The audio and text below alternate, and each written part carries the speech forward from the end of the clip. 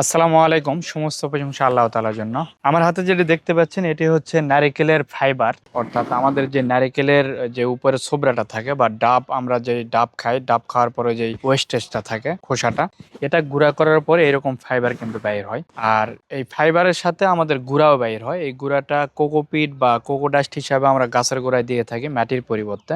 তবে এই ফাইবারের কাজ আমরা অনেকেই জানি না। এই ফাইবার কিন্তু মালচিং এর কাজে ব্যবহার হয়। অর্থাৎ আপনি দেখবেন ছাদ বাগানে গাছের গোড়ায় বারবার পানি দিতে হয় অথবা প্রচুর ঘাস ওঠে, সেক্ষেত্রে আপনি যদি এই ফাইবার গুলো উপরে দিয়ে দেন তাহলে পানি তেমন দিতে হবে না, খুবই কম পানি দিতে হয়। এবং আপনার হচ্ছে ওই যখন আপনি হচ্ছে ঘাস ওঠে দেখবেন ঘাস আর উঠতে পারবে না এটার কারণে। আপনার প্রয়োজনীয় ছাদ বাগানের পণ্য অর্ডার করতে আমাদের ওয়েবসাইট ভিজিট করুন। কারণ এটা উপরে থেকে যায়, উপরে থাকার কারণে ভিতরে যে ঘাস এটা জন্মাইতে পারে না, এটাকে বাধাগ্রস্ত করে। প্লাস অনেক ক্ষেতে আপনারা দেখবেন যে দিচ্ছে হচ্ছে প্লাস্টিকের যে হচ্ছে পলিটা রয়েছে, এটা ব্যবহার করে মালচিং এর জন্য। তো ওটা হচ্ছে পরিবেশ বান্ধব না। এই ফাইবারটা পরিবেশ বান্ধব, এটা দিয়েও কিন্তু মালচিং করা যায় বিভিন্ন ক্ষেতে। বিশেষ করে আপনার হচ্ছে স্ট্রবেরি চাষে, তারপর আপনার হচ্ছে ক্যাপসিকাম চাষে, মরিচ চাষে, শসা চাষে এটার দ্বারা কিন্তু মালচিং সুন্দর করা যাবে। আর এটা পরিবেশ বান্ধব, আর এটি আস্তে আস্তে মাটিতে জৈব সারে পরিণত, এটির কোনো ওয়েস্টেজ নাই। আস্তে আস্তে এটি মাটিতে খাদ্য হিসাবে পরিণত হবে। যদি এই ফাইবারগুলো আপনাদের প্রয়োজন পড়ে, খুবই কম দাম, স্ক্রিনে দেওয়া নাম্বারে আপনারা যোগাযোগ করেন অথবা আমাদের ওয়েবসাইট ভিজিট করলে আপনারা অর্ডার করেন।